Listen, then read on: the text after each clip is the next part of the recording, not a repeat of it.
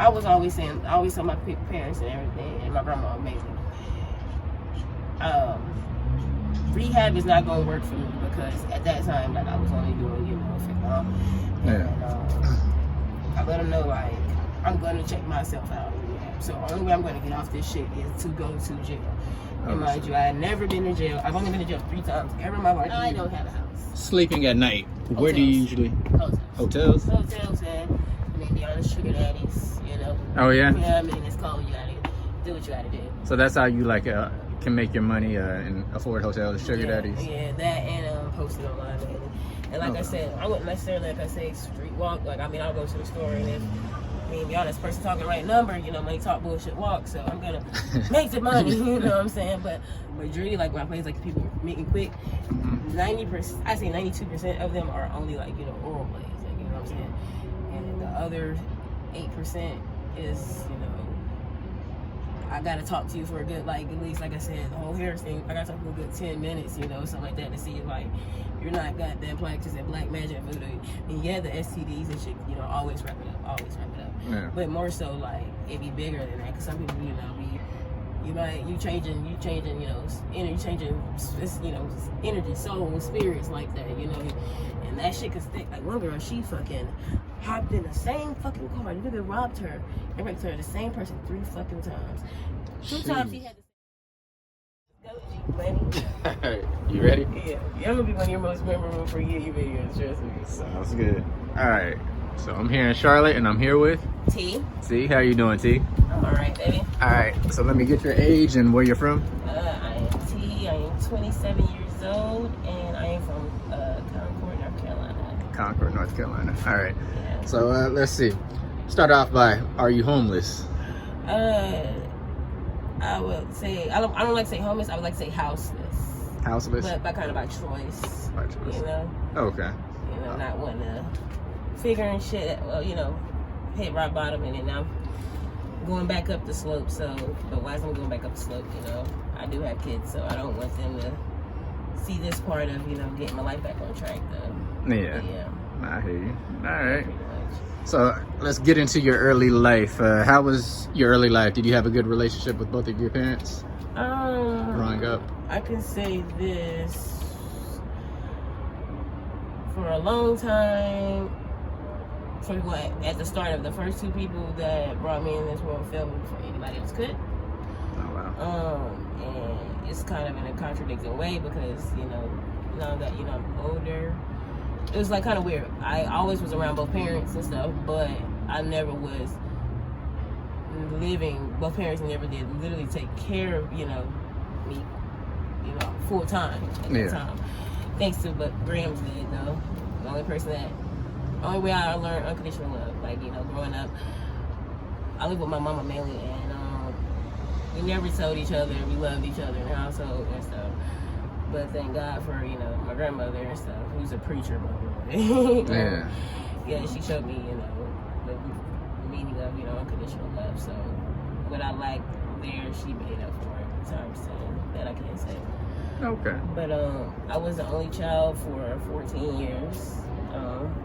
I am my oldest on my dad's and my mom's first child.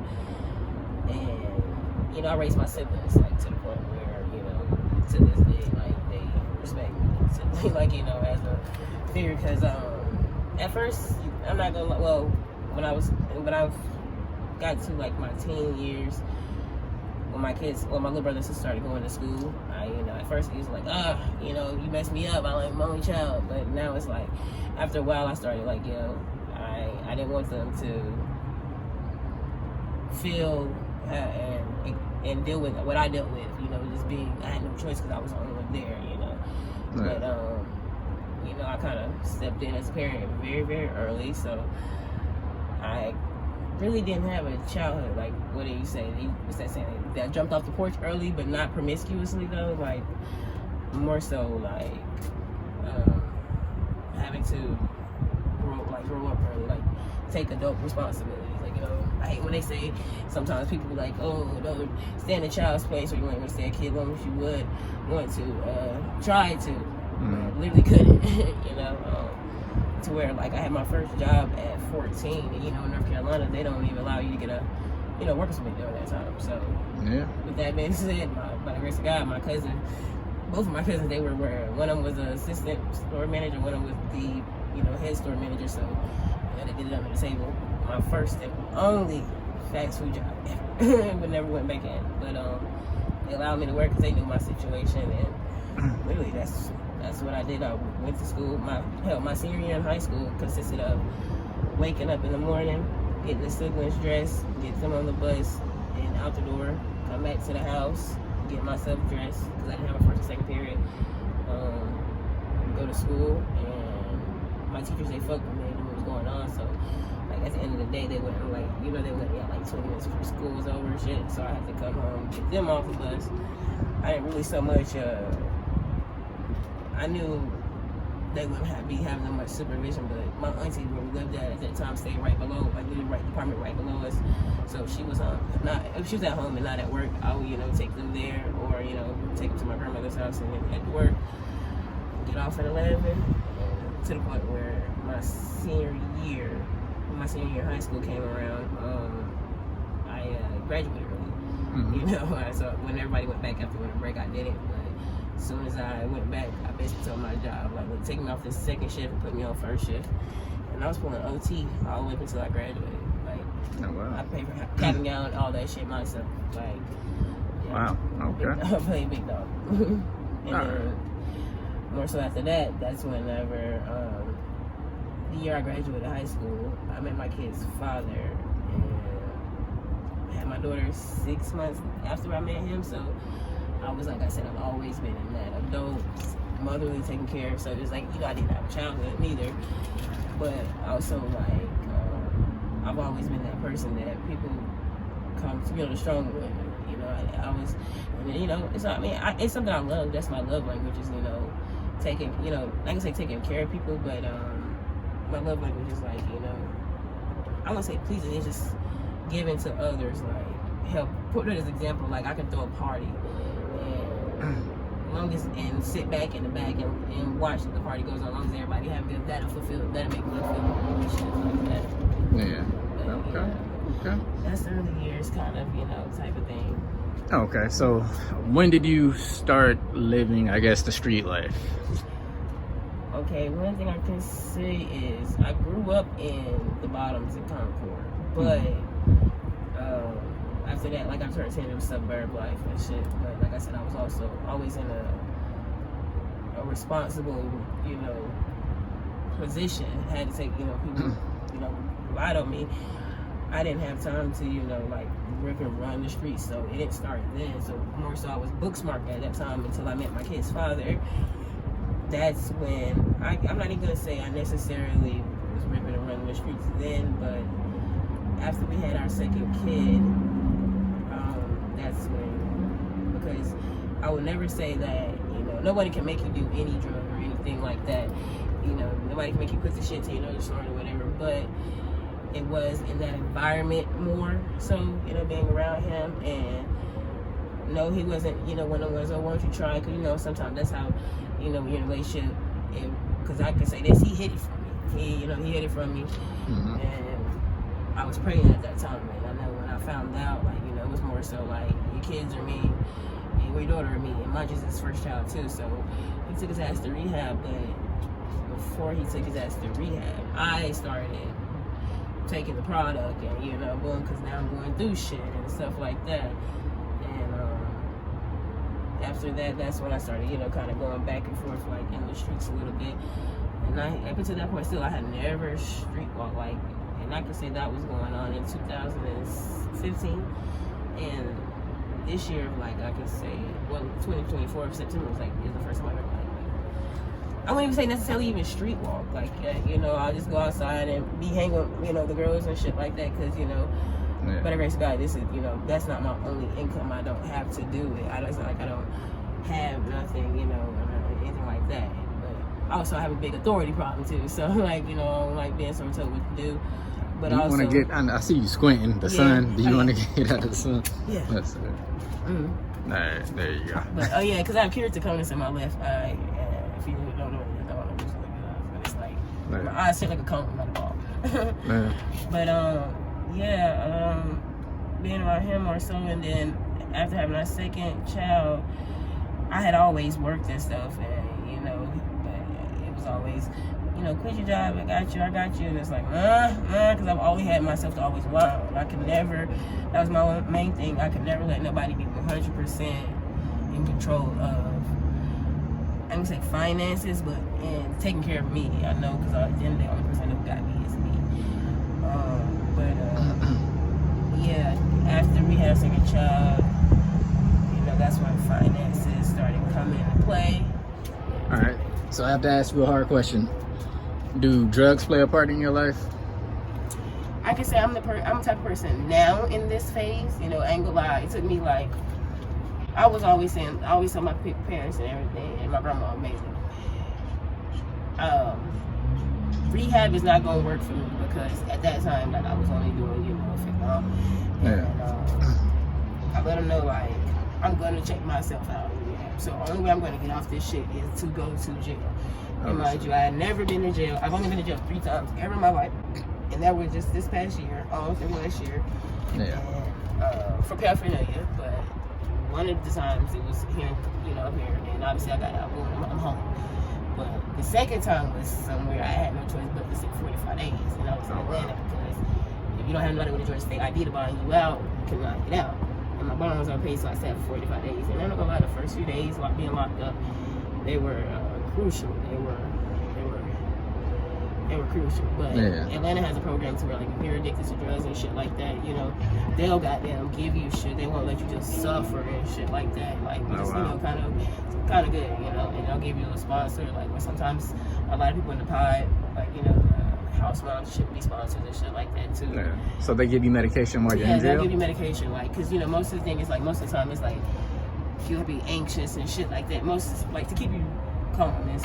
Like, sometimes most, like, Klonopin and Vistorial and shit like that. Something like this to calm you. And I have the jitters and shit like that. But that's one thing I can say. But, like, after that first week of being, like, completely off in there, because I knew that's what it took. Like, I knew that's just what it took. But I also, up until that time, though, I wasn't too far gone because I never had shot up.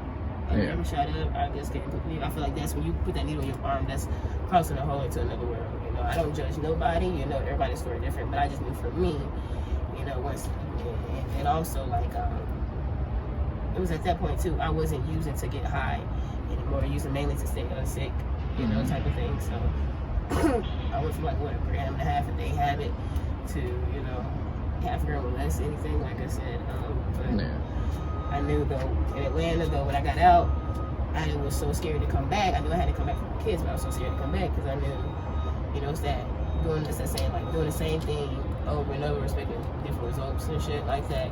And if I came back to the place where it started, it was just a matter of time for, you know, I went back to full-fledged and no. And so I was so scared, like, I didn't come back for a whole 2 weeks before when I got out. But so why did you come back eventually? I had 2 kids. Kids. I know some people are gonna ask that are watching. All right, your kids aren't enough to stop doing. Oh, they are. Like now, like especially now since I received a message that basically now I have all that. By the grace of God, though, I thank God for His mom and my grandmother.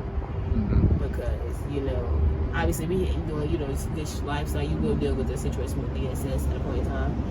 And you know, basically if I didn't, his mom took them instead of me going to foster care and shit like that. And, you know, they say all the time, like, nobody take care of your kids like you will. That's a damn fucking lie. Because that's a fucking lie. Because whenever she took them, she moved and bought a whole nother house to accommodate them, and like for me to stay there as well. Turned the basement to like a whole apartment, kitchen stuff, all that down there. They go to Village. They're in Parkinson right now. So yeah, like I do help assist with that. It's like basically right now I'm helping monetarily since, you know, without being there. Because I know me being there, I mean, I'll still help monetarily, but I'll be in and out more so, you know, because going to make the money type of shit. All right, you say you're homeless. You're not necessarily homeless. Houseless. Houseless. So 'Cause where do I you don't have a house. sleeping at night? Where do you usually? Hotels. Hotels? Hotels and I mean, be honest, sugar daddies. You know. Oh yeah. Yeah, I mean, it's cold. You gotta do what you gotta do. So that's how you like can make your money and afford hotels, sugar daddies. Yeah, that and posting online mainly. And like I said, I wouldn't necessarily, like I say, street walk. Like, I mean, I'll go to the store and if, I mean, be honest, person talking the right number, you know, money talk, bullshit walk. So I'm going to make the money, you know what I'm saying? But I don't get dressed and go, hey, I'm going to go stand on the side of the street today to go make money. No. Yeah. And like I said, I'd rather, you know, post anyways because, like you said, it's safer. And then I'm not about to negotiate no price of pussy. You don't negotiate the Bojangles or no shit like that. Yeah. So I'm not about to negotiate price of pussy. You click on my page, that means it's that, is that. I'll be on the other end of my phone, ask me, can I do this, can I do this? No, I cannot. Okay. I mean, you know, these are just, you know, I'm a straightforward person type of thing. Yeah, I've spoken to several women who do similar work, and they speak about the dangers of, I guess, meeting like different men, getting in the cars with different men. Yeah. I've heard some stories. Do you have any dangerous stories? By the grace of God, by the grace of Lord Himself, I don't know what it is. Ever since I was a kid, like I get this like intuition thing, like, hey, matter of fact, when I first met you, like you know, my arm. If you're not bad for me within the 5 seconds, 5 minutes, 5 seconds a minute when I first walk, my hairs just stick up on my arm. Yeah. And I always follow just like you know your hands itching, and you know so you get money in. And I had one experience out here the whole entire time, all entire life. I never been raped or anything like that because I always go by that. And, you know, you can just tell. Saying like I'm big on energy, so like, but I just don't have it out of cars. Like I know all money is good money. Yeah. You know, like I don't give a fuck. If I know I'm going to sleep and I'm tired, I person-wise I got $1 million. I'm tired. Obviously, it's meant for me a reason not to go. Or if this shit just seems too hard or it's too much, you're doing too much. You know. Yeah. You know, you're working harder instead of smarter. It's something is not meant for you. It's not meant for you. Yeah. But like I said, all the girls out here that love, you know, fuck with me and shit like that. I'm the person that's I ain't gonna say like a popular person, but because I fuck with everybody from the dealers to the junkies to the users to the store. I'm not gonna say junkies to the users to the people at the store, you know. And like, yes, about 2 days ago, they were like, everybody was like, what's wrong? You're not smiling. I'm like, nothing, just see that. It was like, something's wrong. But like I was telling you earlier, my grandma said, I'm going down my head because I don't vent. I vent to myself. Yeah. You know what I'm saying? Because I had an incident with a best friend years ago. That was about 12 years ago. And she put an impact. She made me basically watch what I said to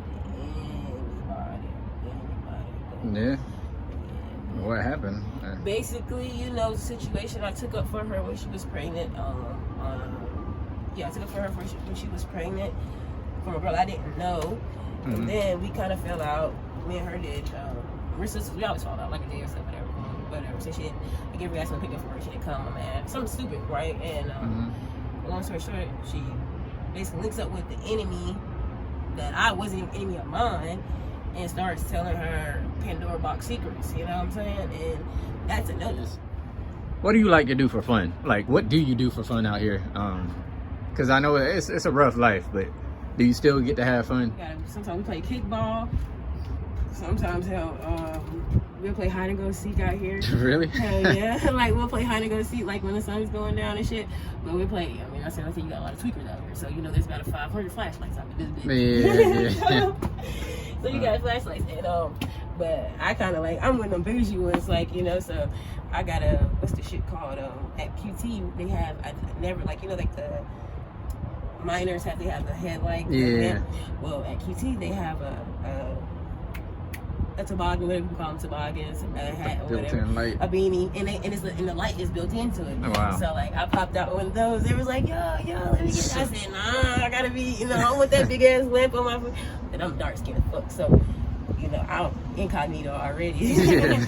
So basically, like, you know, whenever we play, and then or sometimes like we'll play glow in the dark thing. I'll go to what's that shit called? It's a fucking overstock store nearby, and like so you get up like for like a big ass box of like 1,000 fucking glow sticks, and you get those for like $5-6. Oh wow. Okay. So you know, we're playing that type of thing. What else we'll do out here sometimes? But so far as me though, see, like I said, I get I stick and move. I be right here mainly by myself. And, you know, been around a lot of people like this so long, and what I'm used to is not too many like-minded people out here. So, like, closed-minded people. And so, with that being said, I'll leave, like, and I'll be still right here on the creek. Like, you know, but I'll leave, and then, like, I'll go to the park, and that's that. But I'll get high, like, right there in the, you know, nature, with, you know, sitting right there on the bench and in the woods. Or, you know, I'll go and treat myself to Dairy Queen. I like their cheesesteak, you know. I mean, majority, like, my place, like, people making quick, 90%, I say 92% of them are only, like, you know, oral plays, like, you know what I'm saying? And the other 8% is, you know, I gotta talk to you for a good, like, at least, like I said, the whole Harris thing, I gotta talk for a good 10 minutes, you know, something like that, to see if, like, you're not goddamn practicing black magic and voodoo. And yeah, the STDs and shit, you know, always wrap it up. Yeah. But more so, like, it be bigger than that, because some people, you know, you changing, you know, energy, changing, you know, energy, soul, spirits like that, you know, and that shit could stick, because bad shit happened to my homegirl one time like that, so. Damn. Yeah, but, then I'll leave, so from 9 to, like, say, like, 11:30 until lunch rush, I'll come out from 12 to 1. Yeah. And then 12 to 2, and then I won't come back out again until, like, 5 o'clock traffic, you know. Okay. That's around that time, so. Like I said, I'll treat it like a little job, you know, type of thing, and That's all right. you know, but other than like that keeps it, you know, not that keeps you know me personally, let me know, my brain know, like, this is not all, you know, to it, like, you know, there's more, you know what I'm saying, like, Yeah. you know, you got girls out here that just sit and boom, just hot going. I'm like one girl, she fucking hopped in the same fucking car. The nigga robbed her and wrecked her, the same person 3 fucking times. 2 times he had the same car, but it was just time. I mean, you know, guess you meet so many people out here, you know, you're not like me, you know, you don't leave a good impression on them. So I guess they don't leave too much of an impression, but I mean, most people that rob you, you're gonna leave a goddamn impression like hell. But then, so, you know, some people are so lost, they're so alone, they're soulless, like, you know, it is what it is. So numb, I guess, it's not happened so many times, you know, it is what it is. And that's the sad part about it. And that's why I get along with a lot of people out here, because, you know, not only say they walk up to me and ask me for a hit of crack or something to eat or something like that, but also, like, I talk to them. I feed their spirits, you know, I feed their souls, like, you know, get them, you know, I don't judge nobody, you know, I let them know, like, you know, it's more to this shit, like, you know. Like, one girl, she broke my fucking heart when I asked her, you know, what do you ask her, you know, if she wasn't here, what did she want to be? She's a drug dealer. I said, well, you know, most drug dealers, successful ones, I said, let's take, you know, big meat races. You know, like, you know, they want to go legit. I said, so after you become a drug dealer, which is at, I want to, I guess, buy business and, you know, watch my money to be still a drug dealer. I said, oh my God, like, that shit broke my heart. Wow. And all it does was tell me, like, you know, what environment, you know, you are a product of your environment, though, you know what I'm saying? Yeah. And it lets me know how long she was a product of her environment, still is, so, you know. Yeah. All right. Last question. A year from now, if you can have your ideal life, your perfect life, you can live wherever you want, whatever state, city, have the people you want with you, maybe your kids, your mom, and have the job that you want, whether it be like doctor, lawyer, or social media, social influencer. What does that perfect life look like for you? My perfect life from now that I'm already putting in motion, as we kind of talked about. A year from now, if so, I would love to already start up my cleaning business and getting Airbnb cleaning contracts myself. Possibly work on getting to, owning a house. Definitely have all my kids obviously under one roof with me in my own space. Have my grandma living with me, so obviously that she can't go nowhere. Better relationship with my mom and dad, you know, something more solid, I don't know, something, whatever it may look like, just something not so every time you come around type of thing. Sounds good. Having my baby dad's mom, like, she's a big part, she's a rocking mom in life too. You know, it wasn't one of those situations like, you know, you break up with your baby daddy and it's like, oh, I hate it. You like me when we're together, but I hate you like that. No, and he's got a new girlfriend and she doesn't still play about me. You know, I am the mother of her grandkids and she treats me as such too. And she lets me know, obviously, when she's wrong and stuff. Because I'm a person that I can accept, you know, when I hold myself accountable all the time. So, but she does it in a manner where it's not degrading or making me feel like a piece of shit. So that's why I respect, because I'm a big person. It's not what you say to me, it's how you say it to me. Yeah. But obviously working, but like I said, working for myself, because I do have a big authority problem. But my authority problem is this: there's no way I can allow somebody that I know more than. And so, like I said, I'm in a position, and you come along, and you have that same title, but you work for, I work for McDonald's, and you work for Walmart, and you come in and trying to put Walmart's goddamn shit in here, and it's like, fuck no. And it's like, it's just like, can't allow nobody, I know more than tell me anything. That's like the blind lead, the goddamn, it's like the blind lead and the genius, and I'm the fucking genius in the situation, you know what I mean? So, it is what it is. Yeah, that's my ideal goal, yes. Sounds good. All right, well, I appreciate the interview, and hopefully we can do an update in the future. No problem. All right.